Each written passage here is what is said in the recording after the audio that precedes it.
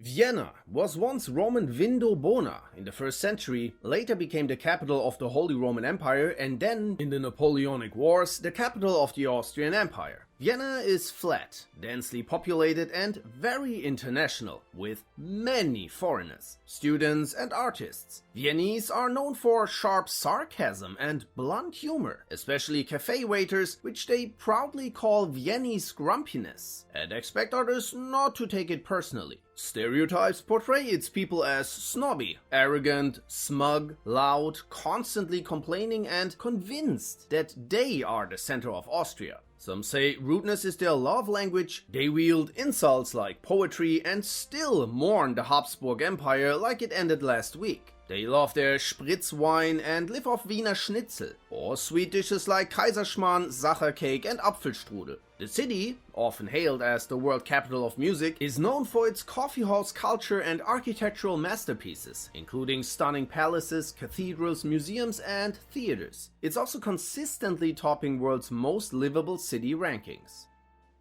Lower Austria is the largest state and sees itself as Austria's true core. Its history goes back to the massacre of Schletz around 5000 BC, where over 200 Neolithic people were bludgeoned and thrown in a mass grave. In 1278, the Battle of Marchfeld against invading Czech King Ottokar II of Bohemia took place here and secured Habsburg rule over Austria. The region later suffered repeated Ottoman and Tatar raids with widespread enslavement, and in 1809 it became a major battlefield against Napoleon's invading troops. Today, the state is rural, dominated by farmland, forests, hills, caves, mountains, and home to the picturesque Wachau Valley, where the wine is so good, even the Danube River flows slower to enjoy it. The area is also full of roundabouts, castles, hunters, and farming villages, often described as a classic farmer and church state. Wine culture is central, with vineyards and heavy everyday drinking. In local restaurants, turkey strips, bacon cubes, and fish are seen as vegetarian. Lower Austrians are proud of their land, still bitter that Vienna took the political spotlight. They see themselves as simple, straightforward, wine-loving, and conservative. Plus, they don't like people from Vienna too much.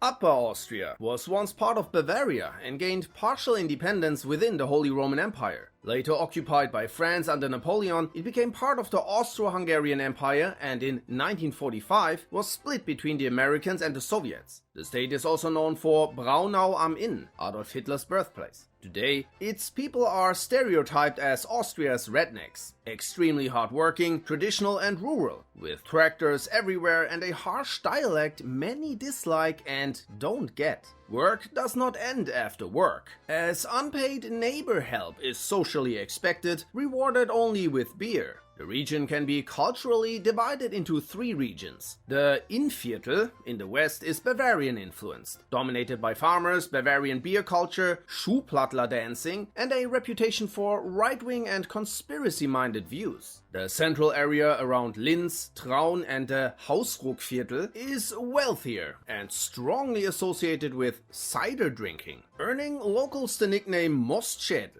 Linz, the capital, is defined by heavy industry and is often mocked as ugly, or even called a ghetto. The Mühlviertel in the north is poor, rural, rebellious, heavily dialect-speaking and frequently ridiculed by other Upper Austrians. Then there's the Salzkammergut, part of which lies in Upper Austria, most famous for its beautiful lake Hallstatt, traditional clothing and customs like Glöckler runs, where people walk through villages wearing big illuminated hats.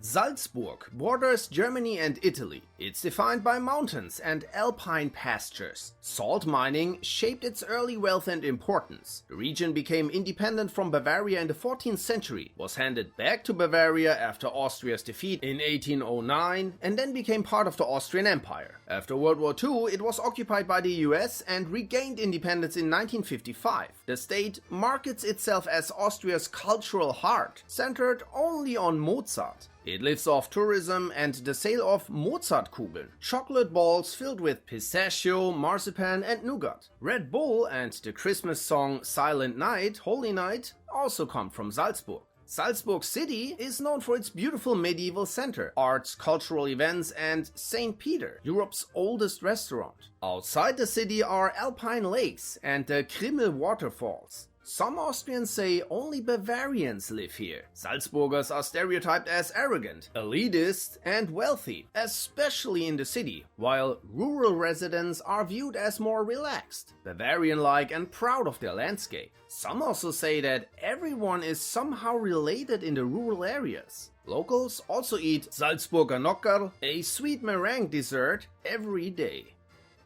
Tyrol is dominated by mountains and consists of two separate parts, north and east, split by Salzburg and Italy's South Tyrol, which belonged to Tyrol until 1919 and now speaks better German than half of Austria while serving better Italian food. After World War II, Tyrol was governed by France and the Brits until 1955. Life in Tyrol revolves around skiing and hectic alpine mass tourism, with fancy resorts like Ischgl, where après-ski parties are louder than avalanches. Sport is a religion here, and those who cannot ski are not seen as Tiroler, cause they learn it before speaking. The culture is super traditional, conservative, and family-based, with thigh-slapping dances, folk costumes, and strong rural customs established by mining dynasties with few different surnames. Daily life follows rigid rhythms. Everything gets done between 6:30 AM and 5 PM. Once it gets dark, they think the devil is gonna get them. Tyroleans are also known for extreme local pride and strong dislike of outsiders. They see Eastern Austria as a nuisance. They speak a dialect no one understands and make every word sound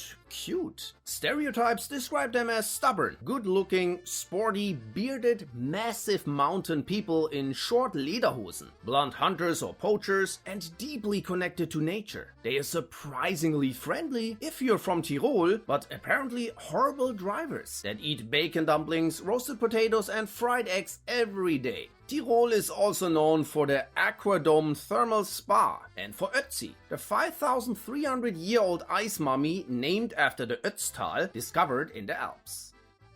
Vorarlberg is Austria's westernmost state, bordering Germany, Switzerland, and Liechtenstein. Before Roman conquest, the area was settled by the Celtic Ryti in the mountains and the Vindelici in the lowlands from around 1500 BC. Alemannic tribes took over around 450 AD, followed by Bavarian control until the Habsburgs assumed power in 1525. After World War I, many locals wanted to join Switzerland. After World War II, the region was occupied by France. Vorarlberg is largely mountainous, with forests, rivers, castles, and Lake Constance as its main landmark. The region is famous for mixing old wooden farmhouses with ultra-modern buildings, and they eat cheese with everything. It's the only Austrian state whose dialect is not Austro-Bavarian, but Alemannic, so other Austrians say they don't speak an actual language. Culturally and mentally, it's often described as Swiss Austria. The people here are mainly Catholic, traditional, independent-minded, and sometimes called Swiss without money, who like to be Austrian.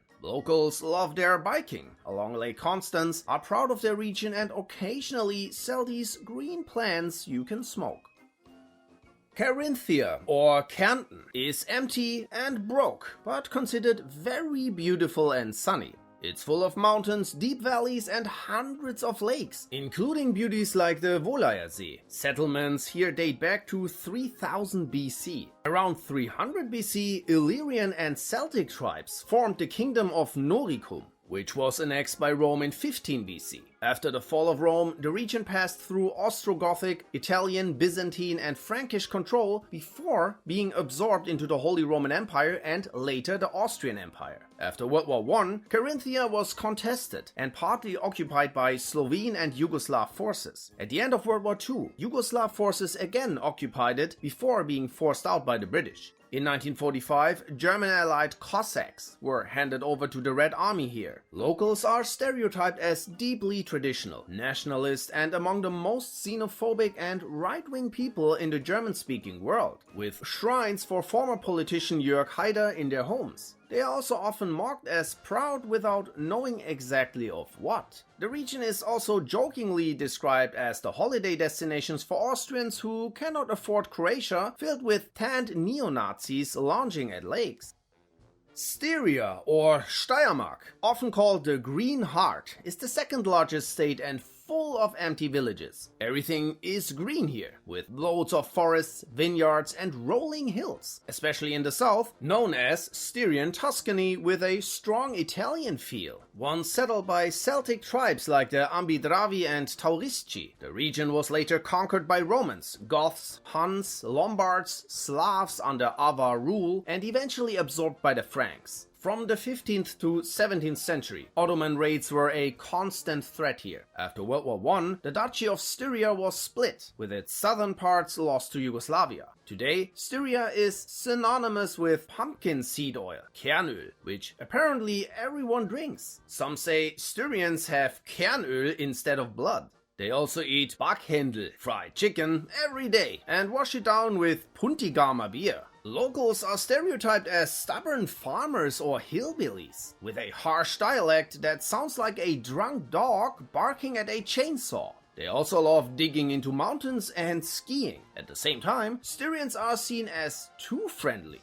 They're often split into three groups: barking conservative Styrian patriots, hipster eco-minded people that grow pumpkins and make chocolate, and communist academics and workers in Graz. Graz, the capital, has one of Europe's best preserved old towns, and the region is known for good food, wine, and landmarks like the Grüner See, a park during winter that floods into a crystal clear lake in spring. Oh, and Arnold Schwarzenegger is also from here.